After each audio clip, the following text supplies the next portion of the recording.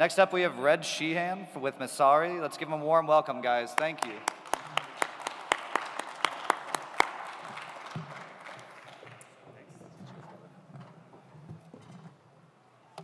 All right, what's going on, y'all? Welcome, Rare Evo. Today, we are going to mix it up a bit. This is a multi-chain event, and it's been, pretty Cardano heavy, so we're going to take a look at what's going on in some other ecosystems too, because the more you pay attention to Cosmos and Solana and Polkadot and what's going on, you realize there's a ton of synergy and a ton of parallels going on between these different networks.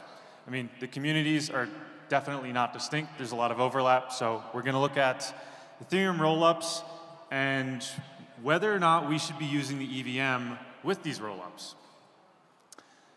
Yeah, so go over the scaling approach. We'll look at rollups now. A little recap if anyone's not familiar. We'll take a quick look at the EVM and then look at what's very exciting about using alternative VMs. Ethereum and its community very much goes by the ethos of the scalability trilemma, which does not mean you can't have all three between scalability, security, decentralization. It means it's very hard to get all three. And that's definitely true. We see a lot of chains try to approach that. And Ethereum says we're not going to try to do all three because it's very hard. We're going to sit firmly in the high decentralization, high security zone. And we'll worry about scalability later, which is why things can be so expensive to transact there.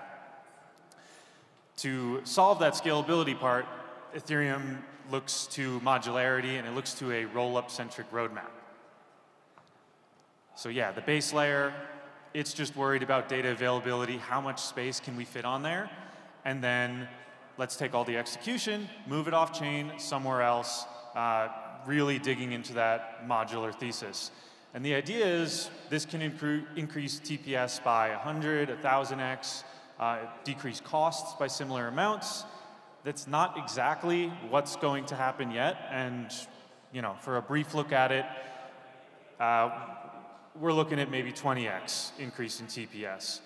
We're going to kind of revisit those numbers later, but it comes down to call data, how much of this data does a transaction need to be stored, and then how many of those can we fit. So the current idea with dank sharding and EIP 4844 is to use some data availability sampling and to use some blob storage to fit as many transactions as we can on the base layer. So these transactions can come from your L2s, your modular layers, but we're trying to store them all here for data availability. And if we need 1,400 bytes of call data for maybe a swap on Uniswap, and we can only fit a megabyte per block, there's a block per 12 seconds, we're really looking at about 220 TPS. That's not a lot. There's a lot of chains doing a lot more than that with different architectures. So the question might be, why are we aiming for that? Because that's not 220 on every rollup. That's 220 between ZK Sync and Optimism and Arbitrum and all these other rollups combined. That's all you're getting.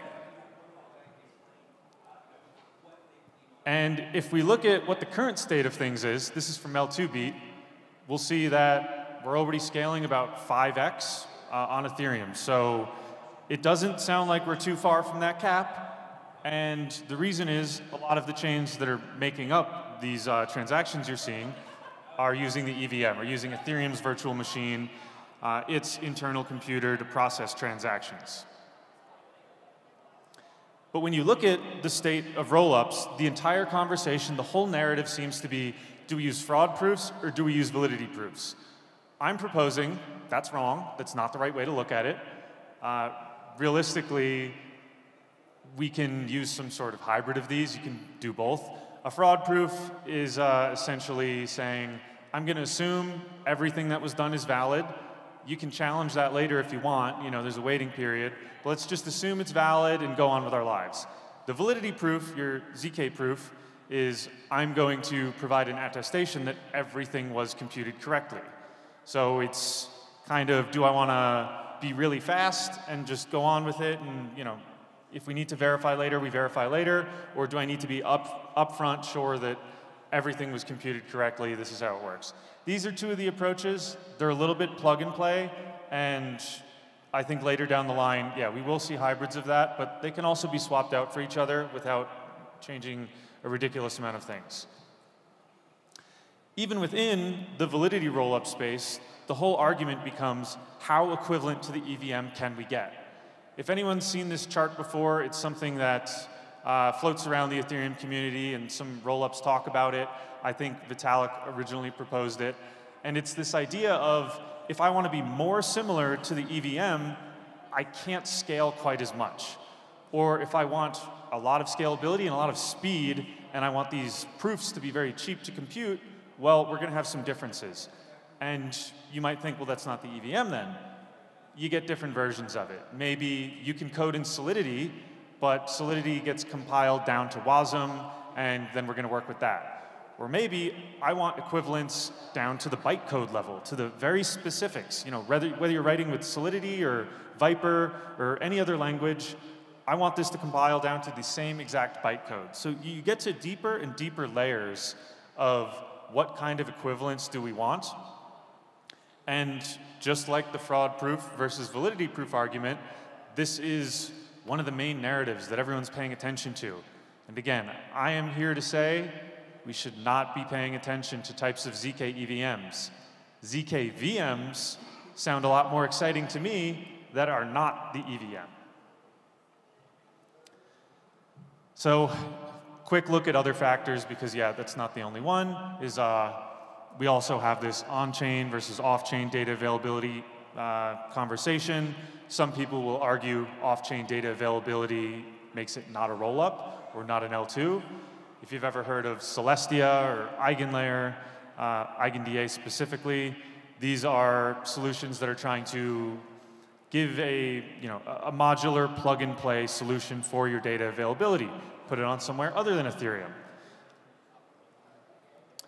But now that we know kind of the state of where a lot of the conversation is with rollups, we can look at the EVM specifically.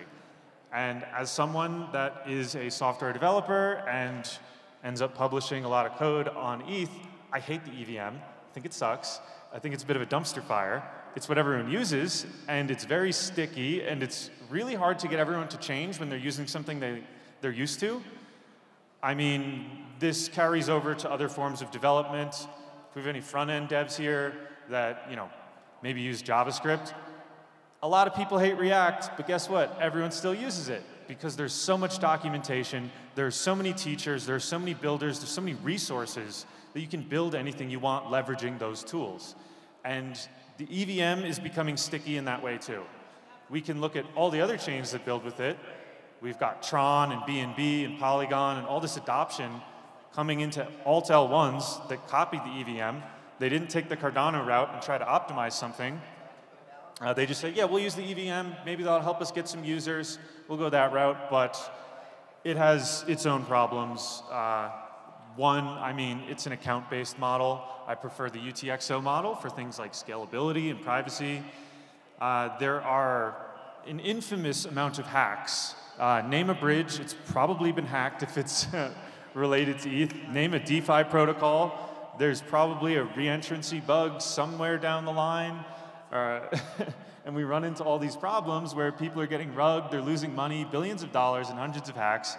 And it really comes down to how this virtual machine and the languages for it were designed. You can design things specifically to be a little safer, but when you take the generalist approach and you say, I want this chain to do everything, it can't really optimize for any one thing. And if we look at TVL here, just one metric to look at, the top 7 are EVM chains. And Cardano is up 2 or 3x in TVL. I mean, it's 100% increases seemingly every few quarters, but Cardano's still down there at number 14. So this comes in when you say, I can't just fork Uniswap, I gotta build a DEX from scratch, and that's a lot of work. It's much easier when you can leverage existing work that's built with a similar virtual machine. So we definitely see why people want to keep building with this. It's much easier to come in from a developer that way. But I don't think it's the answer in the longer term. So we look at our alt VMs. The big pull, the big benefits of the EVM is you're getting access to users and access to developers. You can still do that if you're building an ETH rollup with a different VM. There are a handful building that way. If you're interested in this, Aztec and Fuel are a couple that are also using UTXOs. StarkNet is one that is building a ZK EVM, but not a particularly compatible one, and they're building towards a fractal scaling vision of app-specific L3s built on top of that. So there are teams exploring this other direction. They're not the ones that were first to market. Of course, they had to build a VM from scratch. But yeah, the big gain here is build app chains, build something specialized for the job it's going to do. Your generalist can do a lot of things, but it can never excel or optimize at any one function, such as a DEX, such as a gaming platform. You can do that when you're building a custom VM that doesn't have to suit everyone's needs and fill every use case. This is a quick look at L2 user bases, and this is showing that, week by week, we're seeing millions of users. So some of these are EVM, some are not, but it's showing you have direct access to an ecosystem where there are a ton of users and there is a ton of liquidity. One example is Base. If y'all are familiar with Coinbase, they launched in L2, and it's been out for about a month, and it has 200 million in TVL. It's got more TVL than Cardano. It's been out for a month because of ease of access to where the liquidity is. So we're seeing you're not dealing with the problem of an Avalanche or even a Polygon sidechain where people are saying, I don't know if I want to use that, the security's different. Yes, there are concerns over sequencing and the centralization of that, but that's a much lower risk than being in an ecosystem with its own validator set that's Byzantine or too small and can be taken over. So looking at this chart here, we see Friendtech, which is a new app.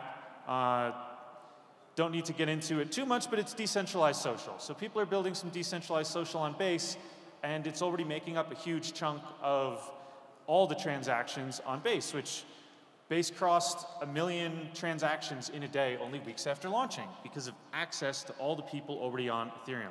And the user experience, the UX for this, was super extracted away from crypto. You weren't feeling like you're using a DEX. It wasn't that classic crypto UX. So it doesn't even need to be related to the EVM experience. So if we look at all those Base transactions and we look what was going on, a ton of people are using this new app, Friendtech, over 1 million transactions in a day, a couple weeks after launching. Aren't we still going to run into that problem of the base layer? We only have 1 megabyte per block. Isn't that still a problem? Not exactly. The original issue, if we look back at here, was 1,400 bytes of call data for a Uniswap transaction, and you can compress that and get it down to like 400. But alternatively, you don't need to be using Uniswap swaps as your baseline. You can be using different metrics because with a different VM, you're not constrained to that same massive transaction size. With a different VM, you can custom build this to be a lot more space efficient on memory. So instead of X amount of transactions, 220 TPS on base layer, if you're building app-specific chains and they're designed specifically for a use case and they can be very efficient at that use case, that is where your gains can come in. Your gains can come in when you're not using the EVM for everything, where you're mixing it up a bit. The other argument here is app chains in general are just always going to have a higher upside potential for a specific protocol. Dan Shields is going to speak about Polkadot in a bit, and he's going to be talking about app chains and why that's an interesting model. So if we're looking at Hydra heads, you don't want to put everything on there. You want to open up a head for a specific action. Maybe you're Sunday Labs, and you're saying, I want to open up a head channel for a specific part of this DEX I'm using to just offboard some transactions, get a much higher throughput, and save money for the users and increase the experience by moving some of this stuff off the main chain. That's a bit of where the app chain thesis goes.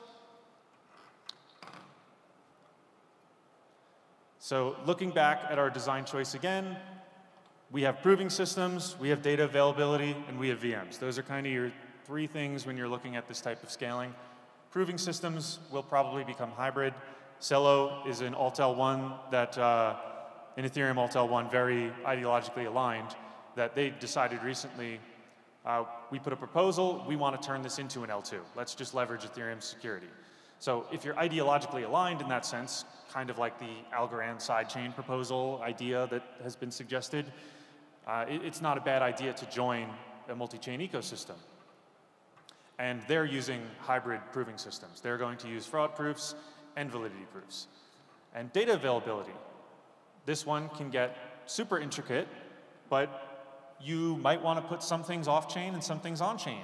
Very valuable things that involve a lot of money maybe, you want on-chain. If it's gaming and you have all these microtransactions that really don't add up to much and security is not an issue, maybe you put them off-chain, maybe use a Validium or a Volition. There's various words for off-chain data availability usage by rollups. But if we look at some of them, like ZK Sync, you have the option, do I want to store this on Ethereum's data availability or somewhere else? You have that composability already, and you can kind of choose where you want it. So if there's a lot of money on the line, you're dealing with an expensive asset, maybe you want it on-chain instead. Either way, it's going to hybridize, and it's going to become more of a mesh depending on how much am I going to spend on this? Do I need to spend that little bit more for the extra security? VMs are not going to have that flexibility because once you build it, you're there. Ethereum can't just get rid of the EVM today. You lose backwards compatibility of all your contracts. It's just not something you can change later. It's something you have to plan from the beginning to build. And that's why I think this is the metric or the quality that you should look for when you're looking at these scaling solutions, not the proving mechanisms. Now with dev onboarding, with the short term, people are familiar with Solidity, people are familiar with the EVM. It's definitely a win that way if you want people onboarded fast. It's the same with users. Users are familiar with it. Oh, I can use the same wallet because it's EVM. Oh, I'm familiar with that Oracle. I'm okay with using a DEX that uses that. Maybe the UX is the same because it's a fork. It's going to be a lot easier to get your devs and users initially. So it's kind of that higher floor, lower ceiling kind of deal. And then you have a lower floor but much higher ceiling with your alt VMs. So scalability.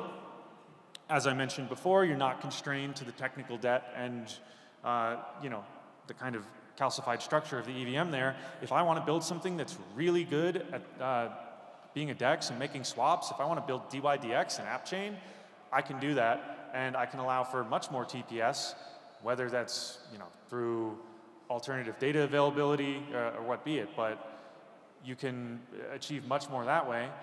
Privacy is another one. You can't add privacy after the fact. It's something you have to add in the beginning. So when you get a network like Aztec, they're building everything to be private from the start. You can't add it in later. Everything's already public.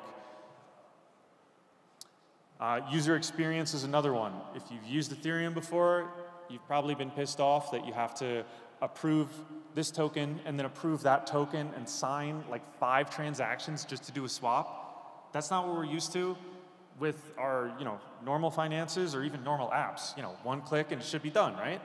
Well, not really the case with ETH. So you can improve that UX from the start. And the last one is smart contract security. I think designing the VM, designing the language, designing the compiler with a specific action in mind allows you to build it a lot more developer-friendly, where not everyone who's building on this network or any network is going to be an absolute expert. You're going to have some people that, hey, maybe they're a pretty good developer, but you're not going to have everything reviewed by the cream of the crop there. So you end up with protocols that are live, code that might not have been audited by the best team, and it's not really conducive to anything to make it so difficult to create a secure smart contract. So running through that, I again want to emphasize EVM is short-term winner. That's a place that's much easier to onboard. And then if you're looking in the medium to long term, which is of course subjective, that could be a while. We know this industry is going to be around for a while. That's where you have the potential, and you kind of have to be an optimist and say, we should be trying to optimize this, build with something better, iterate on the technology we have, not just keep reusing this VM. not do this Alt-L1 thesis of Avalanche and BNB and Tron. They're all using the EVM. There's no innovation there. That's why a lot of people are drawn to Cardano. They went with the EUTXO model, which, as I mentioned, privacy and scalability. UTXOs are a bit more ephemeral, but that means you're not dealing with this massive state that you have to reference every time. Because something is created and destroyed, you really just need a snapshot of what's happening right there. And you have the benefits of all these different addresses things can go to. That's my shill on why we should be trying to optimize, not using the same, not resting on the developments of projects beforehand. If anyone has any questions about the ETH multi-chain ecosystem, roll-ups in general, kind of the state of them, I'm happy to field some of those because I ran through this pretty quickly and I think we got a few minutes here. I know we're at a Cardano conference, so raise your hand if you've used Ethereum. Raise your hand if you've used an Ethereum layer 2. All right, we got a few. I'm assuming some Optimism, Arbitrum, a couple of the main ones. Has anyone used ZK Sync perhaps? Starknet? We got hands. All right. So as we see, if you guys have used Ethereum and it was a familiar UX, I already have a MetaMask downloaded. I already have a wallet. Some of these things are definitely going to make the process easier. And even if you're using a different VM, you get the benefit of some of that ecosystem infrastructure, those ecosystem tools. You get things like USDC, paying more attention, getting a quicker look because it's already in the ecosystem. So I think the Alt-L1 thesis of just forked chains and forked VMs is going to turn into the infinite forking of roll-ups, and we're going to have dozens of them that have no purpose or use case, but the ones that will really be worthwhile and really win in the end are the ones that try to innovate and not just do their money grab for a, new Alt-L1. Come be my exit liquidity. I can let you riff on something. Sure. Is friend tech a net positive or net negative? This ecosystem at large? Our question is friend tech a net negative or a net positive to the ecosystem at large? First, I'll go back to this friend tech chart. Who's familiar with friend tech? Not everyone. Okay. Friend tech is a decentralized social app. It's kind of set up like an OnlyFans for alpha.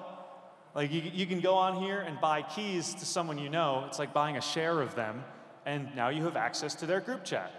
And if Dave wants to sell one of my shares to Taylor, I get a cut of that. It's cooked in. I get a percentage of this, and now he's got access to my group chat where I'm posting some alpha. Other forms of this have been attempted in various degrees, but I think the real winner with this one was the UX. It wasn't perfect onboarding, but you get onto this app and it's super smooth in terms of I'm making one click to transact. So, I'm abstracting away some of the pains you have to deal with. And it isn't so crypto native. Other than the fact that things are measured in Ether, you don't have to know you're using a crypto platform. There are people from other corners of the internet on there. You've got sports figures and OnlyFans users and all that are kind of in similar boats using this. I think it is a great stepping stone to building something better. I'm not bullish on friend tech, which is probably going to make my friend tech keys go down in price. No one's going to want them when they know I'm bearish on it. So net positive, I don't think it's here to stay, but I don't think it's just the newest Ponzi. I think there's actually been an iteration in user experience, onboarding, and the social aspect of monetizing, as bad as it sounds, monetizing your relationships. Like now all my friends are numbers, I'm gonna sell them. But I think it's definitely iterated. All right, no questions? Then I will let you go, and I thank you all for listening.